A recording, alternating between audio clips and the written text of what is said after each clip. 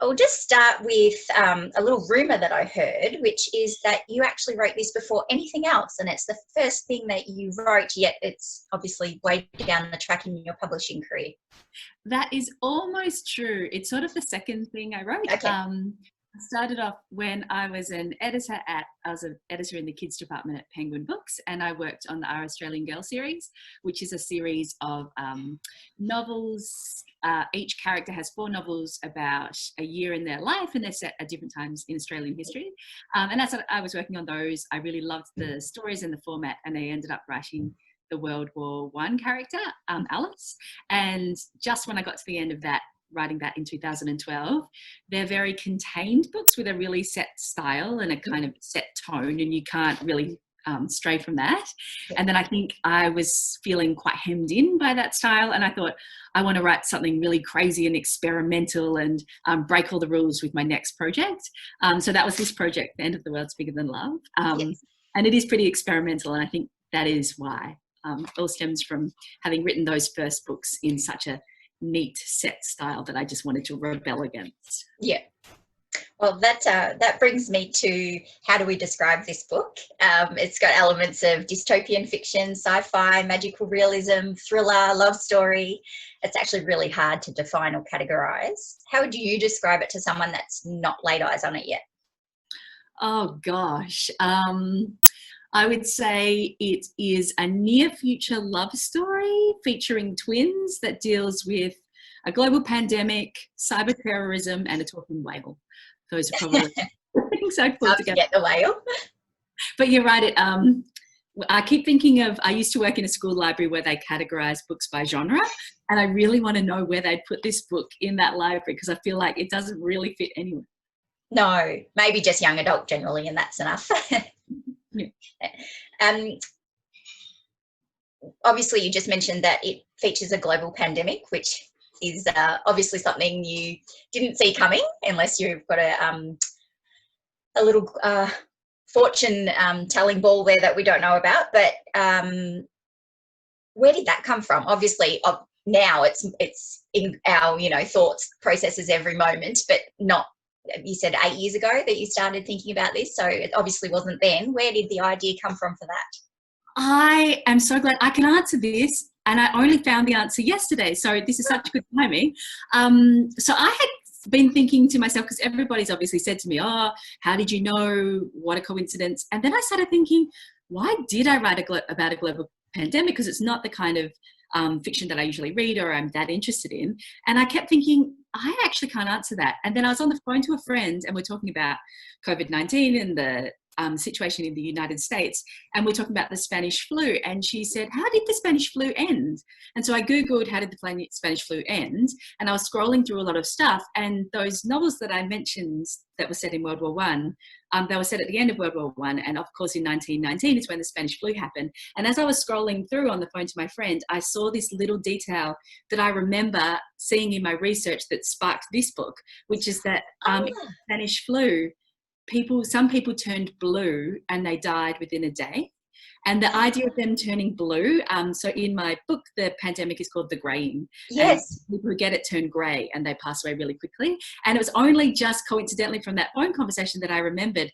That's why I was so fascinated by that detail, like the suddenness of it, and also changing colour. I found so eerie and profound that obviously stayed with me, and that was the inspiration. So I'm so glad you asked that, so I could that was my next question. Not only is it global pandemic, but there's such a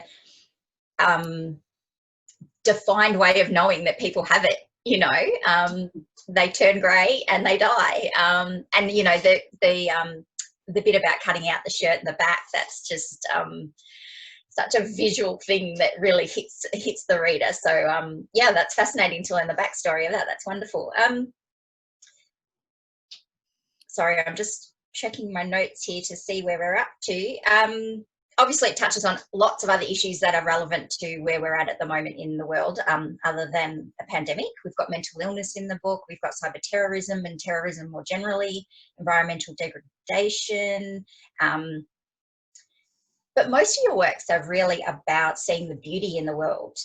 So how hard is it to write about the dark things and the negative impacts of you know, these communication tools that we're using right now. And yeah, it's obviously such a departure from what you normally do. How hard is it to go down that, into that path? That's a really interesting question, because I think as a person, I'm quite a pessimistic person, and I have a really dark view of the internet, and I really feel, even in my own life, seeing how much social media how addictive I find Instagram, for example. Yes. I am a person who, I work in publishing, I'm a publisher, I write books, I read books, and yet I can't detach from that side of me that pulls me back to my phone in the time I would be reading. And if I feel that, and I know how important and beautiful books are in the world, what hope does a person have who doesn't have a connection to reading or literature or the arts or culture or being out in nature? Yeah. I just feel like the pull of it, it's been so engineered to be addictive, and that to me is so scary. And I really see that as a looming shadow that I feel over my own life all the time. So it wasn't actually that difficult to write the dark parts of this, because I more wrote it to convince myself that there could be a better end, that maybe it'll all blow up and it might come around in a full circle. Yeah. So I think I actually wrote it in a way as an exercise to think, and that's how it started. That's why all these things that have come true are so weird, because I started in 2012 and I thought, okay, if you really think the internet is a really dark, horrible place, what's the worst possible thing you could imagine happening? And I thought, okay, it would be someone, and I won't say who, but in the book there's a character who is killed live on the internet. And 3 weeks after I wrote that, the first ISIS online live killing happened. So I wrote that beforehand, thinking, where is the wackiest place I could take this? What is the most dark, disturbing thing that could happen? Write about it, and then write what happens next. And over time, a lot of these things that I wrote about, even to the point where people are blaming COVID on 5G, that's a really, that's a synergistic kind of connection that's mirrored in my book. All these things have started to come true. So I think I wrote it as kind of hopefully a cathartic exercise, but as time's gone on, so many of these things have come to fruition that I think, well, what actually is the end? Can you ever come back from this? Like, can you cure the partisan nature of the world now? Is it so divided? Or is there a solution that isn't what happens in my book, which is the whole thing? It gets to the point where people, the internet kind of people, for whatever reason, which I can't spoil, they stop using it and stop engaging with it. And is that where we're headed? I don't actually know. Yeah, it's many times when I stopped and I was reading out loud to my family, going, oh my goodness, look at this. It's like she's got a crystal ball, or, oh, you know, I hope that bit doesn't come true, sort of things. There are quite a few parts where I hope, like Obama dying, I hope that never comes true. Yes, yeah. We'll touch on a few other bits and pieces that are in the book a little later, but I do want to get to Summer and Winter, who are obviously the twins who are the central characters in the book. And obviously, even in name, they're very different and opposite. And in many, many ways they are in the book. But two things that stand out is the language that they use and the view of the world that they have. And what was the process of finding the voices of both the girls and deciding what belonged to who? I would say that what came to me first about this book, before plot, before themes, before anything, were the voices, and specifically Summer's voice.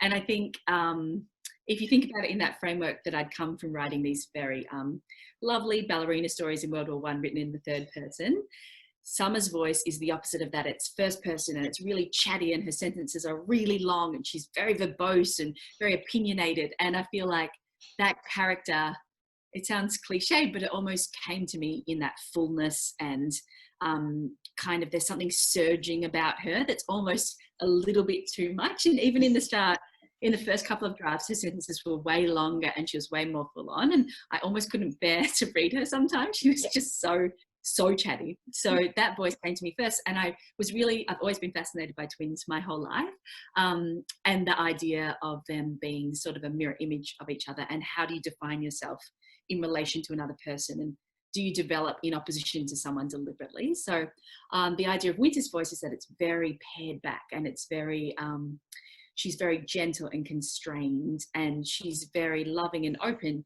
but she's also feels quite dominated by Summer. And a lot of the plot is her kind of almost escaping the bonds of Summer's love. It's so overbearing and overpowering. So I kind of cultivated her voice more actively in a response to this Summer voice that just came to me very naturally and almost fully formed on the page. So yeah, it was definitely started with the voices, and then the idea of how they are similar and how they differ and how that affects the plot. Basically, the plot is really informed, as much as it's about cyber terrorism and a pandemic and the internet and a bit of a thriller, it is as much formed by how they bump off each other. And I had read this beautiful quote many years ago about how twins who develop in one amniotic sac, their fingerprints can be formed by how they push off against each other. And I kind of had that, I don't know if that is true, but I had that as a beautiful image in my mind, that how they bump off and the magnetism and the tension between them, that really informs the rest of the story. Oh, great. Speaking of images, this might be a good time to mention a couple. I've been stalking you on Instagram, talking about the pitfalls of social media. And I saw that you were giving little teasers to your readers before the book was launched, and talking about some of the inspirations for the book. So I really just wanted to have a little chat about that, if you didn't mind. And the first one is this image that you put up of a beautiful rundown church. And you mentioned that it was the inspiration for where the girls are on the island, if you wanted to talk a little bit about that one. So that is an image of a cathedral in France that has been rewilded. So it's got all these vines growing up the inside of the wall. It's like it's been taken back by nature. And I just happened to click on an article in the New York Times one day that had that image, and that image was so powerful, and it said so much about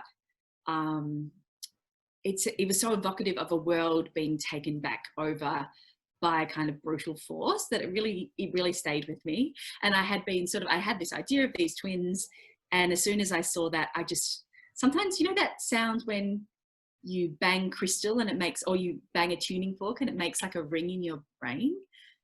Often when I come across something that's either an idea or an image or a name or something that gives me that feeling, I know that has the longevity for me to stay with it, to write a whole book about it. And when I saw that image, I thought, yes, that's where they've retreated to.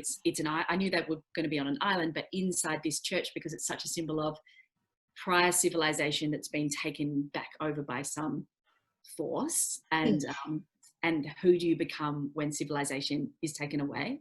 And that's also an interesting question in the story, is who are these girls when they're just by themselves with each other on this island? Who do you become? And I think it all started with that beautiful image. And I always think, if I hadn't clicked on that image, if I hadn't clicked on that article, would I even have written this book? Written the story, I don't know. Yeah. And that leads beautifully to when the girls are no longer alone, and the image of the bears, and not spoiling anything by saying that Edward in the book is either a bear or a boy, depending on whose view you believe, if that's the right word to use. They're such a gorgeous image, but where did the idea of the bear come from in the first place? I had so Edward is a stranger who arrives on this island, and he kind of becomes a sense of friction between these two girls, and one of them sees him as a boy and falls in love with him, and one of them sees him as a bear and sees him as a threat. And I kind of wanted him to embody the idea of danger and change. And I feel like when I was a teenager, I was so afraid of change. I was afraid of growing up. I was quite a young, naive teenager, and I was really scared of my friends changing. And when I would see evidence of them growing up, I found that really confronting. And I kind of wanted to stay in a much more sheltered, kind of protected world. And so I thought, in writing young adult, how could I personify that idea of change being, to some people, so thrilling and alluring and representing such opportunity, and to other people it seeming like threat and danger and something that's going to upset the little world you've created to yourself. So I knew I wanted a character to come in who was like that, and I knew I wanted it to be an ambiguous character, so that gave rise to the idea of it not being a human. And then one day I was waiting on the train platform, and I saw a kind of cultish, handsome in a kind of gawky way, very tan-skinned, brown-haired, brown-eyed boy with his school backpack on. He was maybe like a year 9 or year 10. And I thought, oh, that looks like to me the character of Edward, this boy who comes in. And then I thought, okay, if that boy was an animal, what animal would he be? And I read I don't know if anyone has ever read this book, but growing up I read a children's book called The Queen's Nose, and it was about a girl called Harmony who was really good at drawing, and she'd always draw everyone in her family as an animal, and her uncle was a bear. And when I saw this boy, I think the part of me from my childhood that was fascinated by that idea of humans as animals, I was thinking, well, that boy on the platform, what animal would he look like? And he was kind of tall and a bit gangly, but he was quite broad-shouldered, and I think his colouring and something about his posture felt quite bearish to me. And I thought, oh, that could be really interesting, because a bear starts off, like in that photograph, really cute and kind of slightly human, and bears in children's literature are so beloved, but actually the brute strength and the ability of a grown bear is so terrifying. And so that could really kind of easily mirror the change in a character from arriving and being something really interesting and sweet and engaging, and then a growing sense of threat and danger around them. Actually, animals play a pretty significant role in the book. Obviously, Edward, a major one, but we've got whales and dogs that are significant characters at certain times. Why the need for the animals, and particularly ones that that are able to talk or take on human personas, if you like? So I have a really terrible tendency in quite a lot of things I write to kill off dogs. So in my World War I novels, a dog gets poisoned by a family who opposes the war, and I've got a picture book called Oh Albert where a dog eats chocolate and almost dies. And yes, I've got it right here. Oh, there you go. Well, it just seems to be this recurring theme in my work, that I'm either killing off dogs or almost killing off dogs. And in this story, the dog is really a symbol. He's very closely linked with the girl's mother, and he's almost like one of the last connections they have to their previous life before the island. So there's a point at which his life hangs in the balance, and I wanted that to kind of almost represent the possibility that their previous life, everything they've ever known and loved, is taken away from them. So that all is lost kind of moment. So I don't know what it is about me and dogs. I don't know. I think it's maybe the rest of my family are obsessed with dogs, and I like a dog, but they are really like in deep with the dog. So I always think, is it something to do with my own psychology and feeling like I don't belong in my own family? I don't want to kill them off. I don't know. So that explains the dog. And then, and actually I realized the other day that the exact dog it is, the name and the breed and everything about that dog, was actually stolen from Sex and the City. I don't know if anyone will ever pick that up. Wow. The character of Aiden. That's an odd reference for a young adult book, but okay. No one will probably ever get this, but the character of Aiden in Sex and the City has a dog called Pete that's a spaniel, and it's that dog. Oh, there you go. In terms of the other animals, I remember as a young adult reading The Life of Pi and just being so mind-blown by how animals are played with in that kind of magic realism way, and how you're just so left guessing as to who and what they are in that story. So I think subconsciously I was probably trying to do something similar to keep the reader guessing. Are they human? Are they animal? And it's interesting, I only realised the other day, Edward, the character of the bear, he doesn't speak as a bear, but Mikey the whale talks as whale. But really, he's not actually a whale in that book. He kind of represents truth, and he's almost sort of like a father figure or a divine figure, however you want to look at it. So I think his role in that book is kind of as a purveyor of wisdom and comfort that the girls don't get from anywhere else. And he kind of also represents the idea of home in some way. He's got something really comforting about him, and he kind of plays a role in the end of the story when it's you're figuring out where the characters end up in the world. He kind of comes back in there as well. So I think that it's not a conscious decision to use animals in an overarching sense, but they just kind of all serve this different purpose in the story. And with the overarching thought that I love the ambiguity that they create in the reader's mind. Yeah. But I think with Mikey the whale, the fact that even though he's, you know, represents so much in the way of truth and such, it's at such a turning point in the novel, it's the ease at which he talks with Summer, and actually listens to her, and she hasn't had anyone listening to her for a while. There's almost some comic relief in that, and the way that he sort of talks to her in a manner that she really, you know, appreciates. And it was really nice to just have that comic relief at such a time when it's, you know, the tension's so high. And I found that there were moments of that throughout the book. Like Summer would say some things and you just sort of have a little giggle of, oh, you know, that's quite funny. And then that also goes back to those references of sort of popular culture that you throw in there, you know, with Taylor Swift perhaps being Not All She Seems, or, you know, Charles and Camilla meeting a fateful end, and, you know, those sorts of things where you sort of have a little chuckle. So again, was that a deliberate thing, or was it just, you know, it just flowed from the characters you're creating? I definitely did, because I was writing it for so long, I definitely did have drafts where I went back and looked at light and shade, and where there was comic relief. And that point that you identify with Mikey and that conversation, that was actually at a different point in the narrative. And then I found that section where I ended up putting it was so flat and dark and intense that I needed something. And there was so much of that with this book. Up until literally the day it went to print, I was moving bits around because the knowledge that's revealed to the reader at different points really affects how you read the story. And I wanted you to be guessing, but to kind of know what was going on.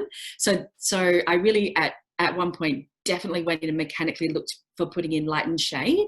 But at the same time, how that came out was just it's mostly Summer who brings it. And it was just all in her voice and her observations, in a way that feels quite separate from, like, I didn't have to think it up, if that makes sense. It just sort of flows out of how I think she would see the world. Yeah. And I guess another thing that's quite striking about the girls is the life they led before they find themselves where they are. It just seems so full of adventure and excitement, and it's kind of like, oh, I'd love to have lived that life until the very terrible things that happened and change everything. Yeah, did you just sort of go, what could I imagine for these two girls, or was there something quite specific about the way you created their past?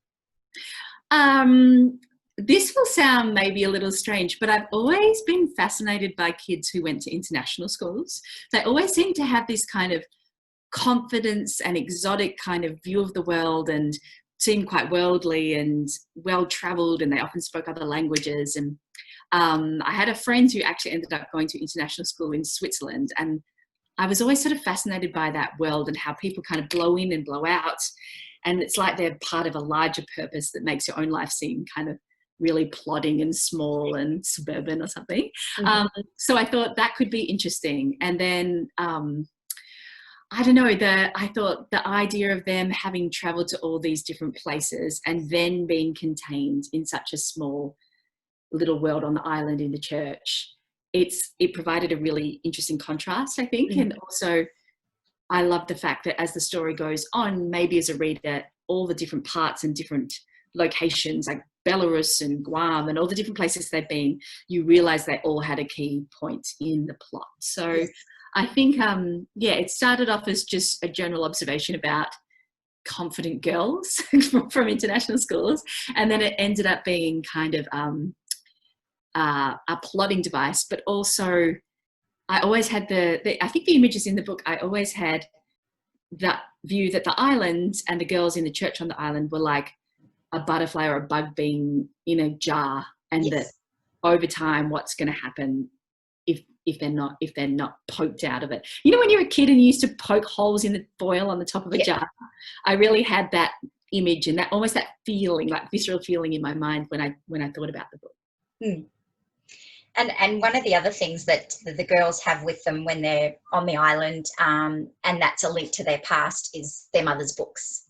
And there are so many references to literature in this novel. And I wondered if they're all kind of a homage to all the books you've appreciated growing up, or whether, it was again a plot device to, have specific events from each book and stuff linked to what the girls were going through and the characters they identified with.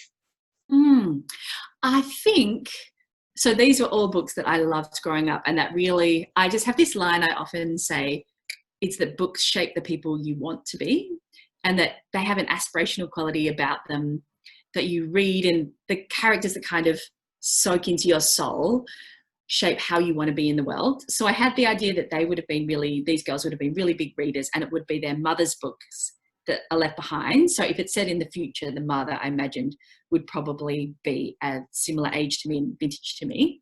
So I chose books that had really meant something to me, that I'd read a lot of times, that voices or characters or scenes or words or phrases for those books had really stayed with me and echoed into my life.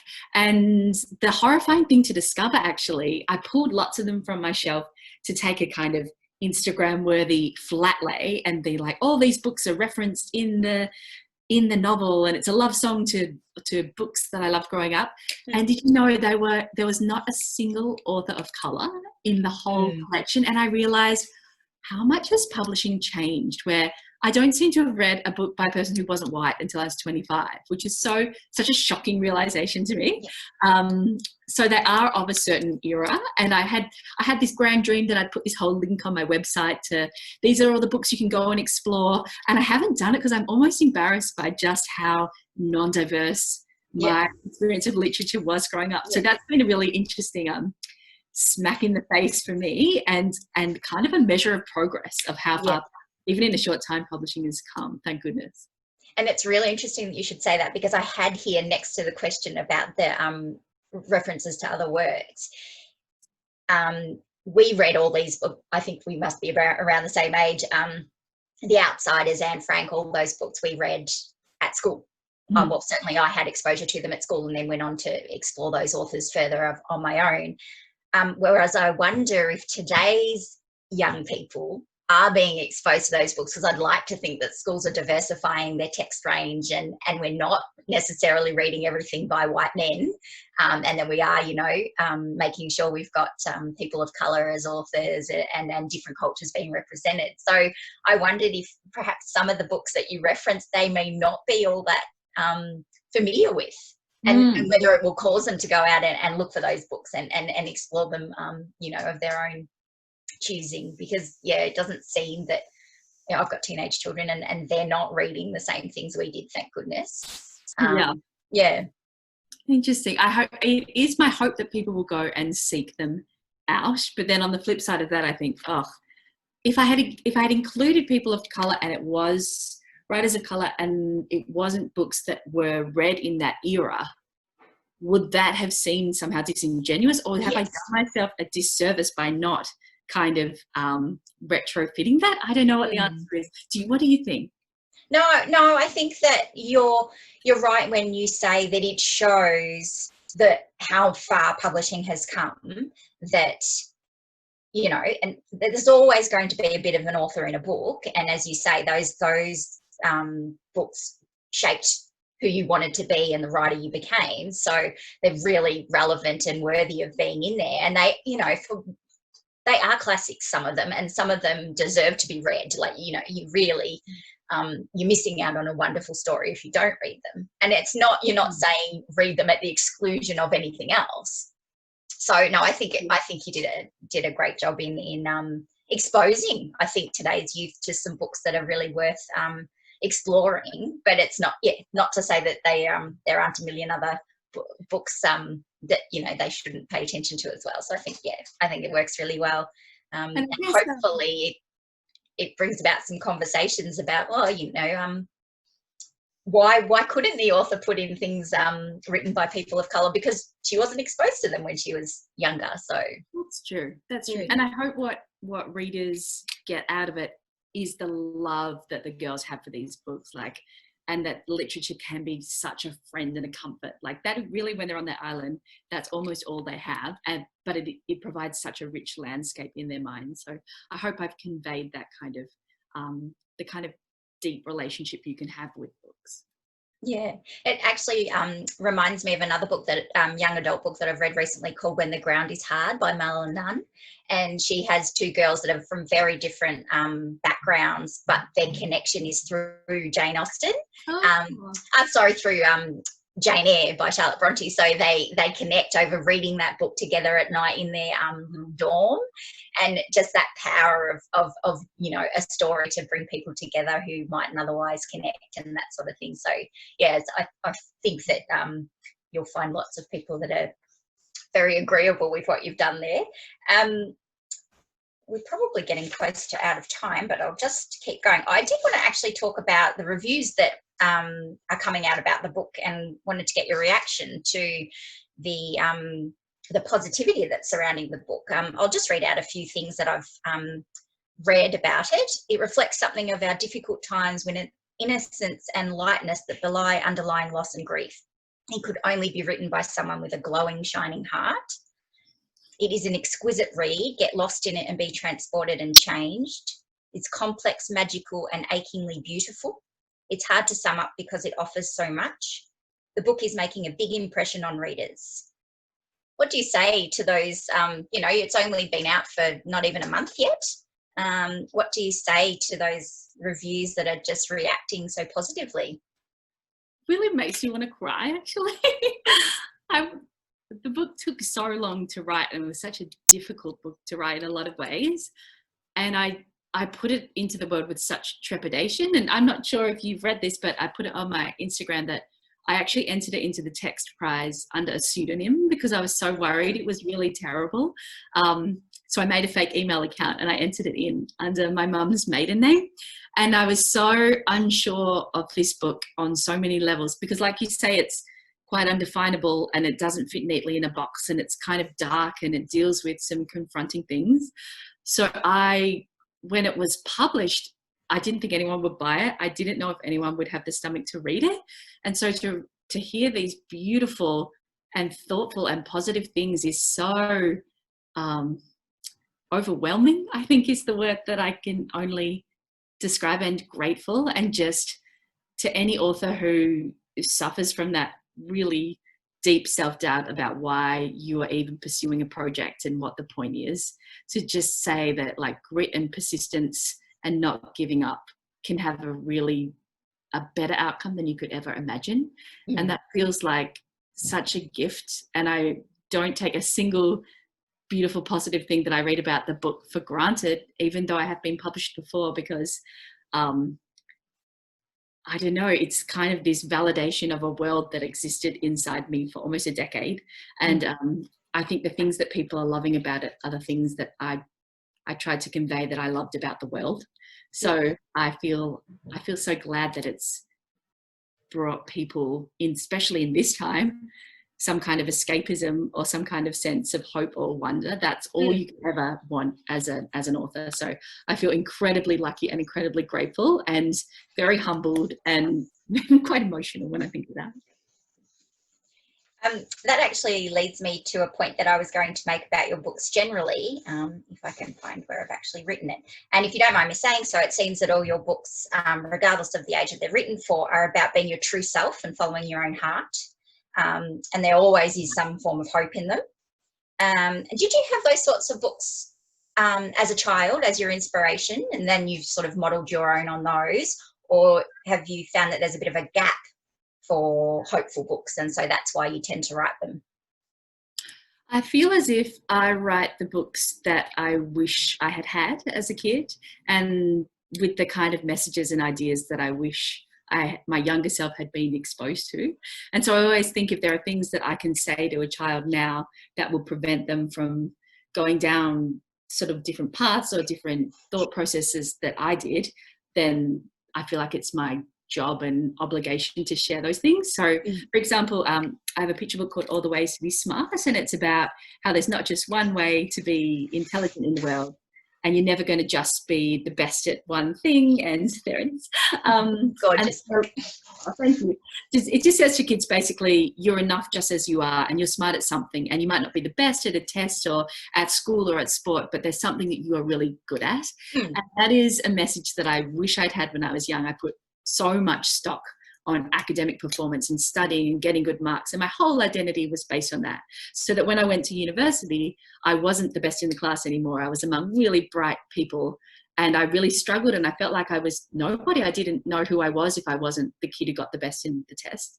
So I guess that's an example of, I just am really writing what I hope kids might hear or be open to hearing, that sets them up on a better path of self-regard in their own lives. And just to know, there's a quote that kind of is my mantra as a writer, and it came from a writer, oh my gosh, I can't believe I've forgotten his name.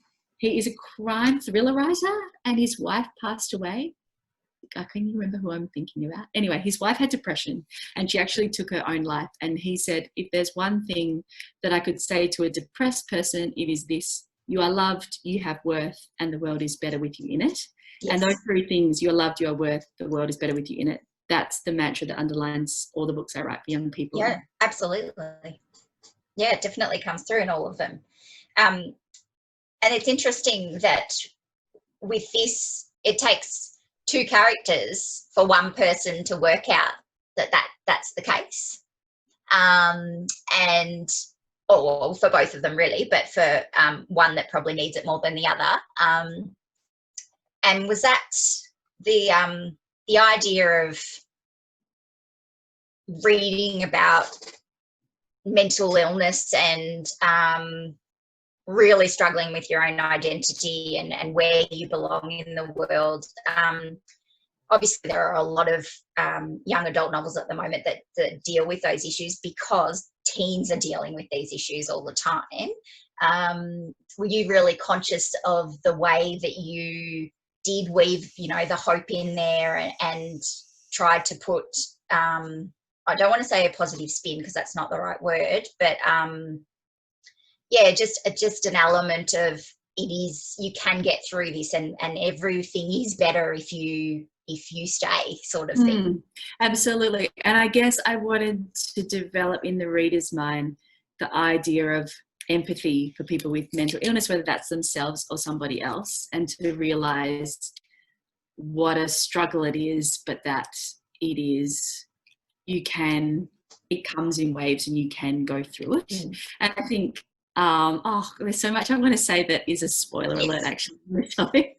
But I guess realizing in those darker times, turning your view to what is beautiful in the world. And I think with Winter, the character of Edward kind of shifts her perspective to see the beauty in the world that perhaps she had been shut off from. And I think that's always been a reminder to me in really dark times, that the beauty in nature and the wonder of being a sentient being, I think, in the world is sometimes just enough to get you through those really dark periods.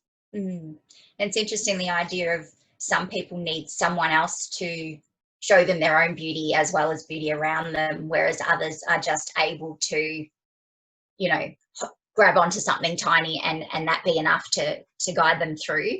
And that really, I think, was where the character of Edward, really plays such a crucial role for the girls. When I don't know if you know Brené Brown, the speaker and social worker and guru. Yes. When she started to become popular, she gave a TED talk and she said the difference between people who find love really easily and those who struggle with it are the people who believe they're worthy of love and belonging versus the people who don't. Yes. And I feel like that's so the story of Summer and Winter. I think Winter couldn't believe in her own self that she was worthy of love and belonging, and that it's Edward who shows her that. Yes. But I think out in the real world, away from this little cocoon they're in, Summer would have found that a lot easier. But because of the role she has to take on in that little life that they build together, in the end, she's the one who's left doubting that, and Winter finds that assurance. So, I think acceptance and belonging and your own identity is all part of this book as well. And I think the young adult novels that I love really grapple with that in a lot of kind of nuanced ways. Yeah, absolutely. We're getting towards the end, but I did want to talk very briefly about the poem that starts the excerpt from Albert Camus that starts the book. in the midst of winter, I found there was within me an invincible summer. And then at the end, it's a longer version of that same, and whereabouts that came in the process and its significance. So the first half of that quote, which is at the beginning of the book, I've got my copy. I found that really early on when I had started writing, and I thought, oh, that's so cool because I've given the characters those names. And as I read that book, I felt like so much of that resonated with me because I had been a person who'd suffered from depression and come through really dark times. And so I thought, oh, that's really cool. Maybe I could use it in the future at the start of the book at some point. And then when I'd finished reading the book, I found the whole quote, which kind of, it kind of says that whatever is happening inside you, there is something bigger fighting back to keep you in the world, basically, which was the story that I had written. And it was really such a moment of just awe and complete wonder because it felt like it couldn't have fitted better with exactly, it's like the whole of what I said in the whole book is just in one paragraph. Yes. Yeah. It was like it was designed for it. Yeah, exactly. Yeah. And it was just such a beautiful, tying up and of not just my process with the book and the story of the book, but also I just think it reflected so beautifully the ideas that I was trying to grapple with. And I think what I've realized since I wrote the book is that these things come back and back and back again. And if you're a person who struggles with mental health, it's not like you get to the point where it's summer forever. Like summer and winter will come and go like the seasons, which is why it's such a powerful metaphor. And I guess it's just learning to deal with those cyclical things and those things that come up and back around again. Well, I think that the young adult readers of the world, because as we know, lots of adults love young adult literature, are very fortunate to have this as something to guide them through. It's a wonderful book, and I thank you very much for chatting to me about it. And I think that we're about done. Thank you so much. And thank you so much for those fantastic questions. They were all so smart and a joy to answer. So I really appreciate it. Thank you. You're welcome. It was great fun. Thank you. Thank you.